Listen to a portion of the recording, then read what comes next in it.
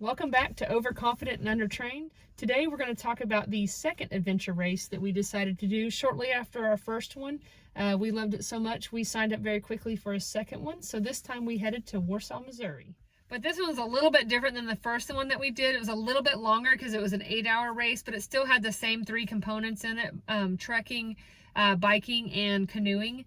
But we decided to apply some of the lessons learned from the first one. So first, we had a good pre-race meal.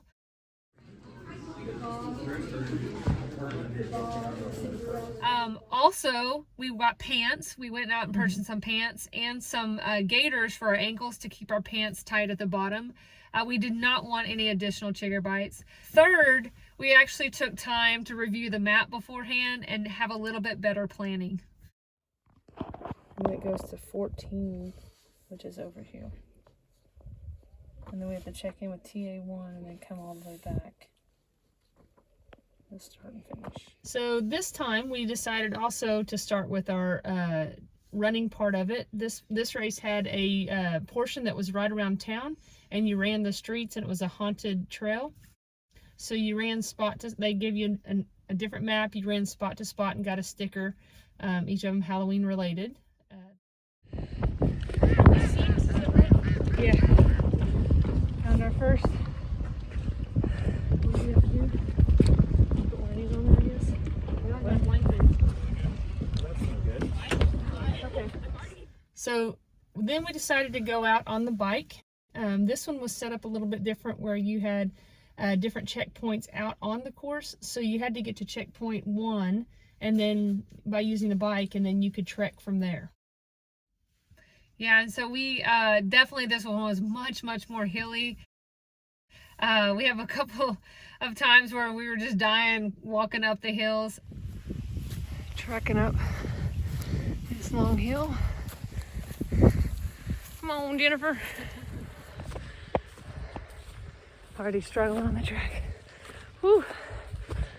And then also, while on the trek, we actually got lost twice, so we ended up doing some extra miles on this. I think we ended up doing about 7 miles on our first trek.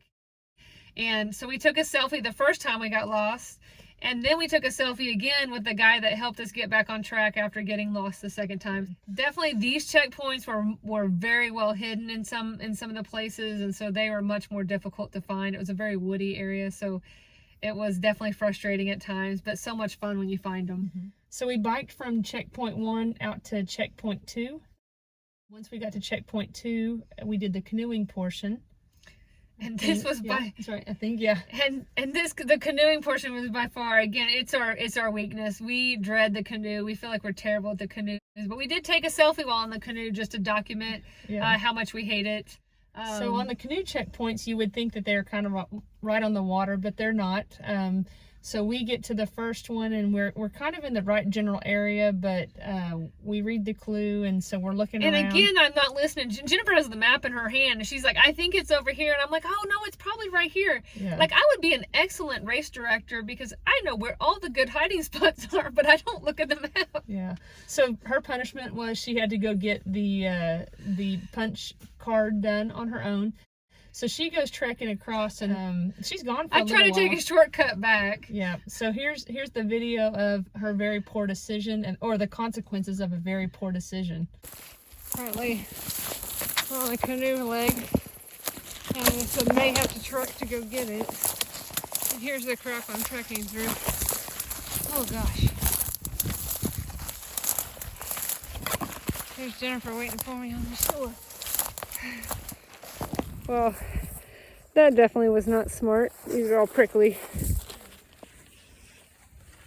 This is the consequences of a bad decision.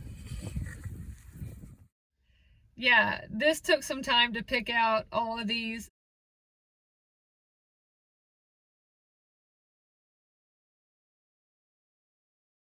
And I had to ride back through the canoe and back on the bike with these sticking in my legs. But I also got the second checkpoint while we were on the canoe, so I took a quick selfie with it to document it as our last checkpoint of the run. We feel like failures when we do this, but at this point, this was the right decision. But there was a third checkpoint on the canoe that was much farther out.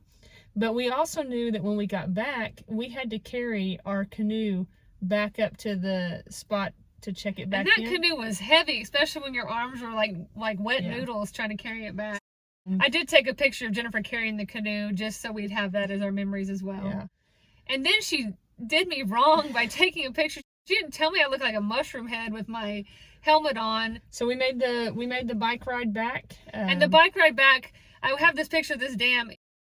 It seems like it's super flat, but the crosswinds, it was about 20-25 mile per hour winds that day.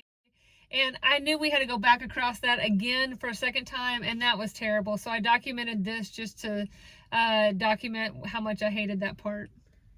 And then you finally get to see the finish line at the community center, get off our bikes, walk in. Some great volunteers. We met some incredible people while we were there, and had a home-cooked meal. And then we found out we got first place in our division. No, there was only two. There was only two. So worst we could get was second place, but we killed it and got first place. So all in all, this was a great adventure race. Definitely love the people that ran the race. They did a great job setting it up. Like Jennifer said, great volunteers there. Would definitely be one of my highly recommend races to go do. Yeah. And we definitely look forward to doing it again in the future. That was put on by Off-Road Rage Adventures. And so they put on several runs throughout different states. And we look forward to going to some of theirs going forward again. So tune back in, and we are always overconfident and undertrained.